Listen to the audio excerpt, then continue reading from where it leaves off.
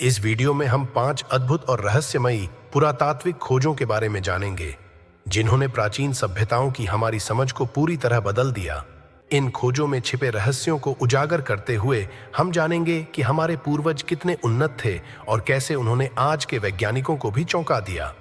तो नमस्कार दोस्तों, स्वागत है आपके अपने YouTube चैनल पर। तो वीडियो शुरू करने से पहले चैनल को सब्सक्राइब जरूर कर लीजिए। तो बढ़ते हैं हमारी वीडियो की ओर। नंबर 1, तिवानाकू और पुमापुंकू के खंडहर आश्चर्यजनक प्राचीन पत्थर शिल्प कौशल को प्रकट करते हैं। ये स्थल हैं अपने विशाल सटीक रूप से काटे गए पत्थर के ब्लॉकों के लिए प्रसिद्ध, जिन्होंने दशकों से विद्वानों को भ्रमित किया है।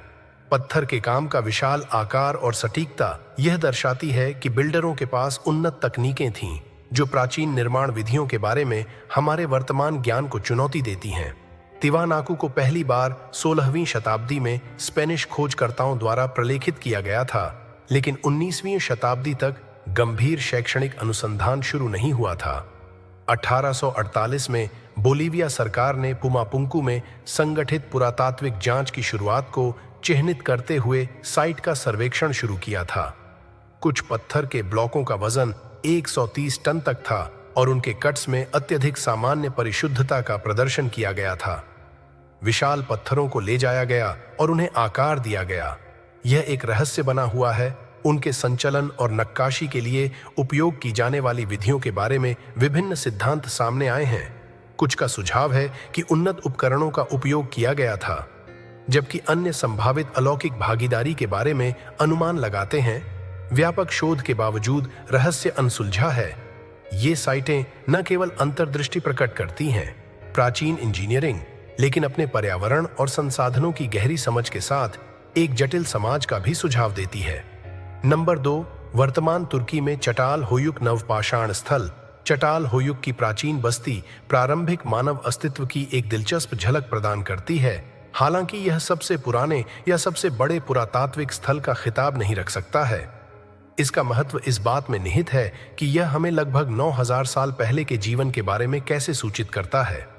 अपने चरम पर ताल होयुक ने लगभग 8000 निवासियों का समर्थन किया, जिन्होंने शिकार और संग्रहण की जीवन शैली से कृषि और पशुपालन पर ध्यान केंद्रित किया।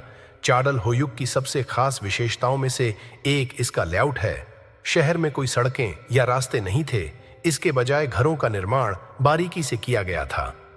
एक साथ निवासी सीढ़ी के माध्यम से अपने घरों तक पहुंचते थे, जो छत के उद्घाटन तक जाती थी, जिससे उन्हें छत पर चलकर समुदाय में नेविगेट करने की अनुमति मिलती थी। इस अभिनव वास्तुशिल्प डिजाइन ने जगह को अधिकतम किया और उस युग के दौरान सामाजिक संबंधों में अंतर्दृष्टि प्रदान की। चैटल होयुक में खुदाई की गई कलाकृतियों में विभिन्न मूर्तियां और जटिल डिजाइन शामिल हैं। अपने लोगों के समृद्ध सांस्कृतिक और आध्यात्मिक आयामों को उजागर करने वाली ये कलाकृतियां अक्सर जानवरों और मनुष्यों को उनकी विश्वास प्रणालियों की ओर इशारा करते हुए दर्शाती हैं। खोजी गई वस्तुओं की प्रचुरता से संकेत मिलता है कि समुदाय ने कलात्मक अभिव्यक्ति और रचनात्मकता पर बहुत जोर दिया है, जो उनके दैनिक जीवन और मूल्यों में एक खिड़की प्रदान करता है। नंबर 3, रोम के केंद्र में कोलिजियम शानदार ढंग से उभर रहा है। कोलिजियम को फ्लेवियन एम्फीथिएटर के रूप में भी जाना जाता है। फ्लेवियन राजवंश के सम्राट वेस्पासियन द्वारा नियुक्त असाधारण प्राचीन इंजीनियरिंग और डिजाइन के प्रमाण के रूप में इस विशाल एम्फीथिएटर को विशेष रूप से ग्लैडिएटोरियल प्रतियोगिताओं और 50,000 दर्शकों के बैठने की क्षमता वाले विभिन्न सार्वजनिक कार्यक्रमों की मेजबानी के लिए बनाया गया था। कोलिजियम का निर्माण उल्लेखनीय से कम नहीं है। लगभग 155 मीटर की ऊंचाई तक पहुंचने वाला यह 80 अर्धवृत्ताकार स्तंभों द्वारा समर्थित मेहराबों और वी वॉल्टों की एक परिष्कृत व्यवस्था का दावा करता है। यह वास्तुशिल्प उत्कृष्ट कृति रोमनों की भीड़ प्रबंधन और स्थानिक संगठन की उन्नत समझ को उजागर करती है, जो कंक्रीट और पत्थर के संयोजन से निर्मित है। कोलिजियम परीक्षण में खरा उतरा है। समय की अपनी सामग्रियों के स्थायित्व को प्रदर्शित करते हुए इसके भव्य पैमाने और जटिल वास्तुकला न केवल प्राचीन रोमन बिल्डरों के तकनीकी कौशल पर जोर देते हैं, बल्कि साम्राज्य की महत्वाकांक्षा और अभिनव चरित्र को भी दर्शाते हैं। कोलिजियम रोम की शाही ताकत और समृद्ध सांस्कृतिक विरासत का एक स्थायी प्रतीक बना हुआ है, जो लाखों लोगों को लुभाता है। नंबर 4, लंबी गुफाएं। आपके पैरों के ठीक नीचे एक छिपी हुई दुनिया की कल्पना करती हैं। मानव निर्मित गुफाओं का एक विशाल नेटवर्क इतना जटिल और रहस्यमय है कि वे आपको पूरी तरह से आश्चर्यचकित कर देते हैं। यह आश्चर्यजनक खोज 1992 में चीन के जेजांग प्रांत में स्थित एक विचित्र गांव में हुई थी। जब ग्रामीणों ने एक तालाब को सूखा दिया था तो उन्हें कुछ ऐसा मिला जिसकी किसी ने भी लंबी गुफाओं के बारे में अनुमान नहीं लगाया होगा। ये गुफाएं प्राचीन काल में सबसे महत्वपूर्ण रहस्यों में से एक का प्रतिनिधित्व करती हैं। इतिहास, उनकी विशालता और किसी भी रिकॉर्ड की अनुपस्थिति यह दर्शाती है कि उनका निर्माण किसने किया या उनके निर्माण के पीछे के कारण उनके रहस्य में योगदान करते हैं। कुल मिलाकर 24 गुफाएं हैं जो लगभग 30,000 वर्ग मीटर के क्षेत्र में फैली हुई हैं। प्रत्येक गुफा की दीवारों के साथ ठोस चट्टान से सावधानीपूर्वक नक्काशी की गई है। आश्चर्यजनक रूप से चिकनी और सीधी हैं। कुछ गुफाएं 30 मीटर तक ऊंची हैं और विशेषज्ञों का अनुमान है कि इस अविश्वसनीय भूमिगत परिसर को बनाने के लिए लगभग 1 मिलियन क्यूबिक मीटर चट्टान की खुदाई की गई थी, जो कि एक बहुत बड़ा उपक्रम है, खासकर जब उस समय उपलब्ध मूल प्रवेश उपकरणों पर विचार किया जाता है।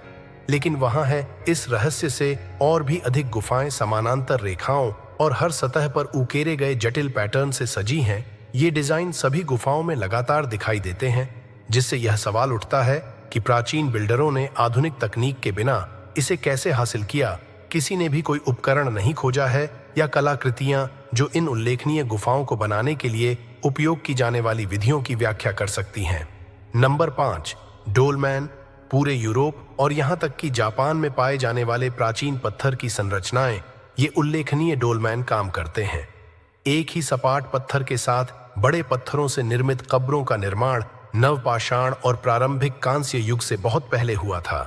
जो दिलचस्प है वह यूरोप और जापान में स्थित डोलमैन के बीच हड़ताली समानता है, भले ही उन्हें अलग करने वाली विशाल दूरी हो। सवाल यह है कि दुनिया के पूरी तरह से अलग अलग क्षेत्रों में रहने वाले दो अलग अलग समाजों ने ऐसी समान संरचनाएं कैसे बनाई। कुछ विद्वानों का प्रस्ताव है कि साझा ज्ञान सभी क्षेत्रों में फैल गया होगा, जिससे वास्तुशिल्प समानताएं पैदा हुईं। दूसरों ने उनके निर्माण में संभावित अलौकिक प्रभाव के बारे में भी अनुमान लगाया है, जबकि ये सिद्धांत काफी हद तक कायम है। अटकलों के आधार पर वे इन प्राचीन स्मारकों की मनोरम प्रकृति को उजागर करते हैं। हालांकि डोलमैन ने एक उद्देश्य पूरा किया, केवल दफन स्थलों से परे उन्होंने संभवतः अनुष्ठानों और समारोहों के लिए सांप्रदायिक सभा स्थानों के रूप में काम किया।